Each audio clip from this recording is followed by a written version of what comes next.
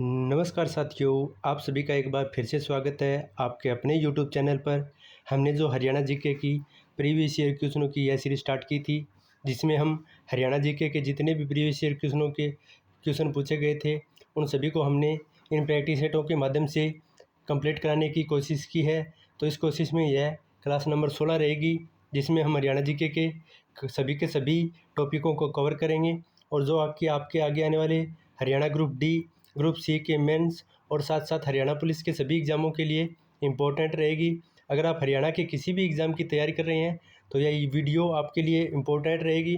साथ ही यह सीरीज़ भी आपके लिए बहुत ही इम्पोर्टेंट रहने वाली है, क्योंकि इससे बाहर कोई भी क्वेश्चन नहीं जाएगा, क्योंकि इसमें हमने सभी के सभी प्रीवियस ईयर क्वेश्चनों को सोल्व किया है। तो यह इस क्वेश्चन की सीरीज़ की क्लास नंबर 16 है। तो चलिए इस क्वेश्चन के सीरीज़ को स्टार्ट करते हैं। तो आज के पहले प्रश्न की बात करें तो पूछा है, हरियाणा भंडारगार निगम की स्थापना कब की गई थी? यानी हरियाणा भंडारागार की निगम की स्थापना कौन से सन को की गई थी? तो इसका सही जवाब रहेगा ऑप्शन नंबर ए, 19 अगस्त 1974 को हरियाणा भंडारागार की स्थापना की गई थी। ए इसका सही जवाब हो जाएगा 19 अगस्त 1974 को। अगले प्रश्न की बात करें तो हरियाणा में ग्रामीण जनसंख्या वृद्धि दर क्या है? तो ग्रामीण जनसंख्या वृद्धि दर की बात करें तो हरियाणा में 9.85% ग्रामीण जनसंख्या वृद्धि दर रही है 2011 के अनुसार। तो इसे सी इसका सही जवाब हो जाएगा। वहीं आगे बात करेंगे अगले प्रश्न की, तो प्रश्न नंबर 3 है, जिसमें पूछा है, हरियाणा में अनुसूचित जातियों में ग्रामीण साक्षरता दर क्या है? यानी एससी में ग्रामीणों की साक्षरता दर की बात करें तो यह साक्षरता दर हो जाएगी 65.75%। तो बी इसका सही जवाब हो जाएगा 65.75%। वहीं आगे बात करेंगे अगले प्रश्नों पर। तो अगले प्रश्न में जो कि प्रश्न नंबर 4 है, इसमें पूछा है, कौन सी मृदा को हरियाणा में घर एवं कंदी भी कहते हैं? यानी हरियाणा की ऐसी कौन सी मृदा है जिसे घर और कंदी के नाम से जाना जाता है? तो इस प्रश्न की बात करें तो इसका सही जवाब रहेगा ऑप्शन नंबर डी, गिरिपादीय मृदा, जिसे घर एवं कंदी के नाम से जाना जाता है। इसका सही जवाब हो जाएगा ऑप्शन नंबर डी, गिरिपादीय मृदाएँ। चलिए आगे बात करेंगे अगले प्रश्न की। तो प्रश्न नंबर 5 है, इसमें पूछा है, हरियाणा विधानसभा के सबसे अधिक अवधि तक विधानसभा अध्यक्ष कौन रहे हैं?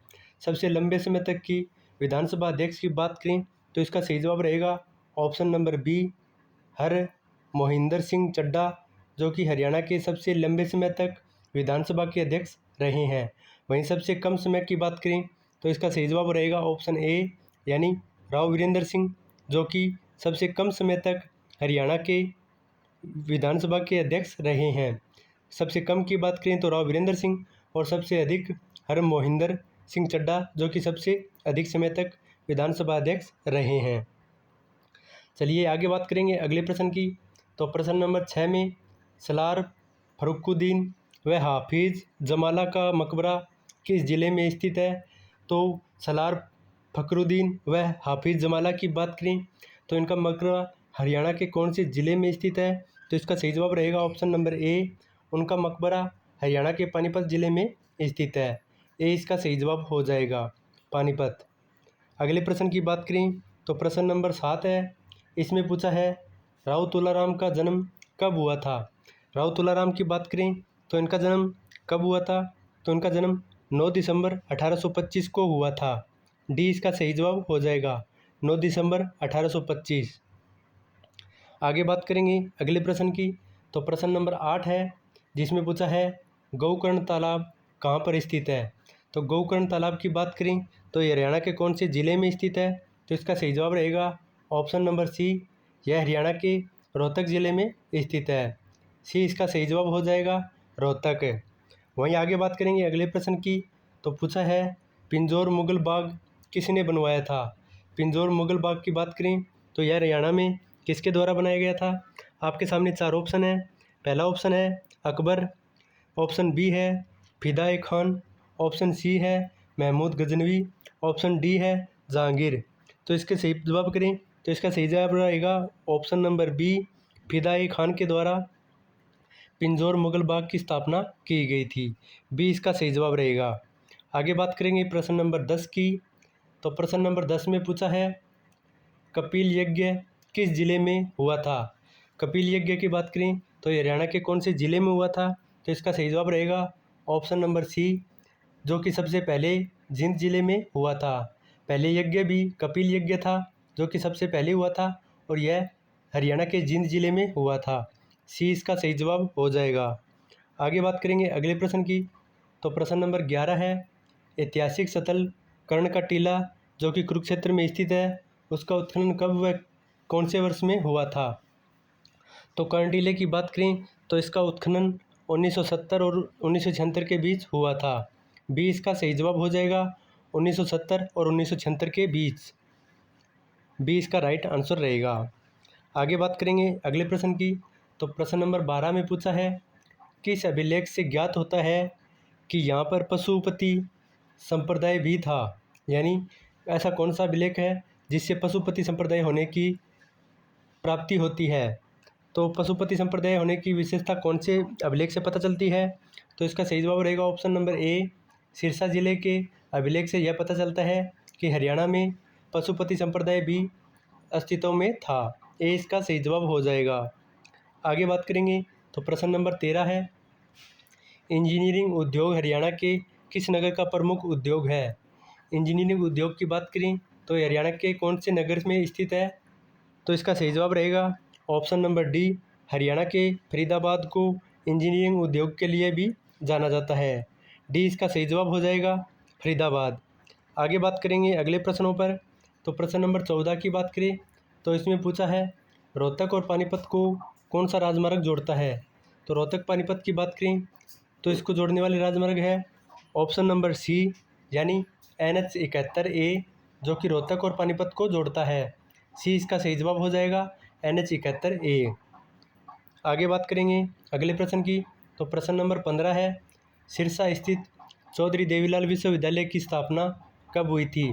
चौधरी देवीलाल विश्वविद्यालय की स्थापना की बात करें तो इनकी स्थापना कब की गई थी, तो इनकी स्थापना 2003 वर्ष में की गई थी। बी इसका सही जवाब हो जाएगा चौधरी देवीलाल विश्वविद्यालय 2003 में बना था। बी इसका सही जवाब हो जाएगा। आगे बात कर लेते हैं अगले प्रश्न की, तो प्रश्न नंबर 16 है कुरुक्षेत्र से धर्मक्षेत्र का प्रकाशन कब प्रारंभ किया गया था। तो धर्मक्षेत्र की बात करें तो इसका प्रकाशन कब किया गया था, तो इसका सही जवाब रहेगा ऑप्शन नंबर ए, 1943 और 1943 में धर्मक्षेत्र का प्रकाशन कुरुक्षेत्र से किया गया था। ए इसका सही जवाब रहेगा 1943। आगे बात करेंगे अगले प्रश्न की, तो प्रश्न नंबर 17 है इस स्वतंत्रता की चिंगारी का मई 1857 में कहाँ विस्फोट हुआ था, जो स्वतंत्रता का प्रथम संग्राम कहलाया है। यानी सबसे पहले 1857 की क्रांति का कहाँ से प्रारंभ हुई थी, तो इसका सही जवाब रहेगा ऑप्शन नंबर डी, शाहदरा से 1857 यानी मई में इसकी शुरुआत की गई थी और यह स्वतंत्रता का पहला संग्राम कहलाया था। डी इसका सही जवाब रहेगा शाहदरा। आगे बात करेंगे अगले प्रश्न की, तो प्रश्न नंबर 18 है इसमें पूछा है सरकार ने क्षेत्रीय फॉर्मूला किस वर्ष में लागू किया था। क्षेत्रीय फॉर्मूला की बात करें तो यह सन 1960 में लागू किया गया था। ये इसका सही जवाब हो जाएगा सरकार ने क्षेत्रीय फॉर्मूला 1960 में लागू किया था। आगे बात करेंगे अगले प्रश्न की, तो प्रश्न नंबर 19 है इसमें पूछा है भवन निर्माण की सामग्री बहुतायत में किस जिले में मिलती है। तो भवन निर्माण की सामग्री हरियाणा के कौन से ज़िले में मिलती है, तो इसका सही जवाब रहेगा ऑप्शन नंबर ए, यह गुड़गांव में सबसे अधिक मात्रा में प्राप्त होती है। ऑप्शन ए सही हो जाएगा गुरुग्राम, जिसे अभी गुरुग्राम के नाम से जाना जाता है। आगे बात करेंगे अगले प्रश्न की, तो पूछा है गलश्री आभूषण शरीर के किस अंग पर पहना जाता है। गलश्री आभूषण की बात करें तो यह कौन से अंग पर पहना जाता है, तो इसका सही जवाब रहेगा ऑप्शन नंबर डी, यह गले में पहने जाने वाला आभूषण है जिसे गलश्री के नाम से जाना जाता है। डी इसका सही जवाब हो जाएगा गले में।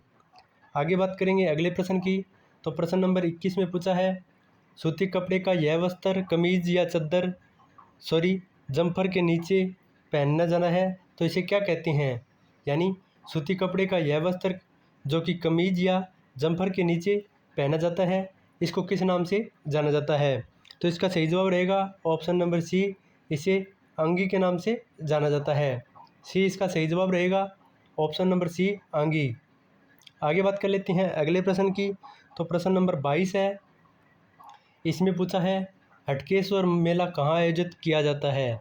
हटकेश्वर मेले की बात करें तो हरियाणा के कौन से ज़िले में या कौन से गांव में आयोजित किया जाता है। तो इसका सही जवाब रहेगा ऑप्शन नंबर डी, जींद के हाट गांव में यह हटकेश्वर मेले का आयोजन किया जाता है। डी इसका सही जवाब हो जाएगा, हाट गांव जो कि जींद में स्थित है। आगे बात कर लेते हैं अगले प्रश्न की। तो प्रश्न नंबर 23 में पूछा है देवोठनी ग्यारस का व्रत कब मनाया जाता है। देवोठनी ग्यारस की बात करें जब देवों का उठने का समय होता है तो उसमें कौन से व्रत का मनाया जाता है। तो यह कौन सी तारीख को मनाया जाता है। तो इसका सही जवाब रहेगा ऑप्शन नंबर ए, कार्तिक शुक्ल एकादशी को देवोठनी ग्यारस का व्रत बनाया जाता है। ए इसका सही जवाब रहेगा, कार्तिक शुक्ल एकादशी। चलिए आगे बात करेंगे अगले प्रश्न की।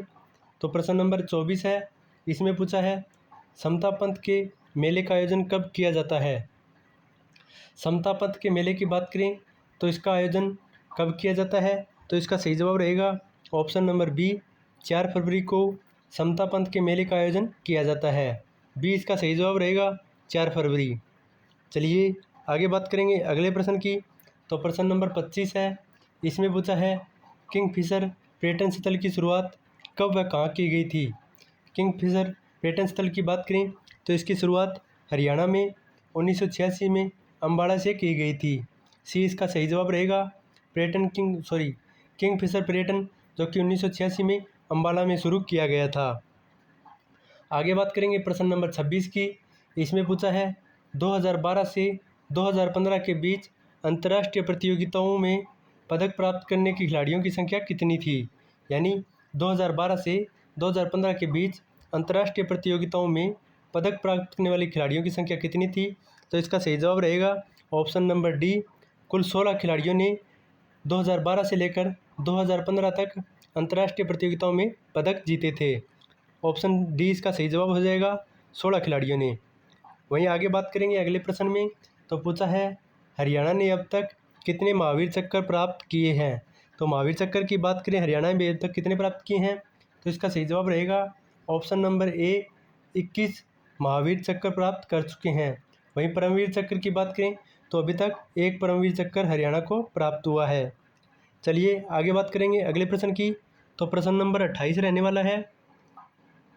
प्रश्न नंबर 28 की बात करें तो इसमें पूछा है चंडीगढ़ का प्रतीक चिन्ह क्या है।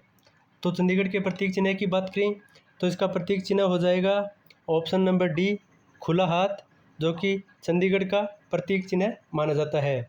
डी इसका सही जवाब रहेगा, खुला हाथ। डी इसका राइट आंसर हो जाएगा। आगे बात करते हैं अगले प्रश्न की। तो प्रश्न नंबर 29 में पूछा है मालवा के महमूद खिलजी को दिल्ली की गद्दी पर कब प्राप्त हुई थी। यानी महमूद खिलजी ने दिल्ली पर अपना अधिकार कब कर लिया था। तो इसका सही जवाब रहेगा ऑप्शन नंबर ए, 1440 को उन्होंने दिल्ली पर अपना अधिकार कर लिया था। ए इसका सही जवाब रहेगा, 1440। आगे बात करेंगे अगले प्रश्न की। तो प्रश्न नंबर 30 है, जिसमें पूछा है नवाब पटौदी की मृत्यु कब हुई थी। नवाब पटौदी की बात करें तो इनकी मृत्यु कौन सी सन में हुई थी। आपके सामने 4 ऑप्शन है। ऑप्शन ए है 5 जनवरी 1953, ऑप्शन बी है 5 जनवरी 1953, ऑप्शन सी 5 जनवरी 1954, ऑप्शन डी 5 जनवरी 1955। यह क्वेश्चन आपके लिए होमवर्क रहेगा, तो सभी के सभी कमेंट में इसका जवाब जरूर बताएं कि इसका सही जवाब क्या रहेगा। तो यह था आज का प्रैक्टिस सेट नंबर 16। उम्मीद है आपको पसंद आया है। अगर पसंद आया है तो वीडियो को लाइक करें और साथ साथ चैनल को सब्सक्राइब करें ताकि आगे आने वाले प्रैक्टिस सेट भी आप सबसे पहले देख सकें। तो मिलते हैं एक नई वीडियो के साथ, तब तक के लिए धन्यवाद।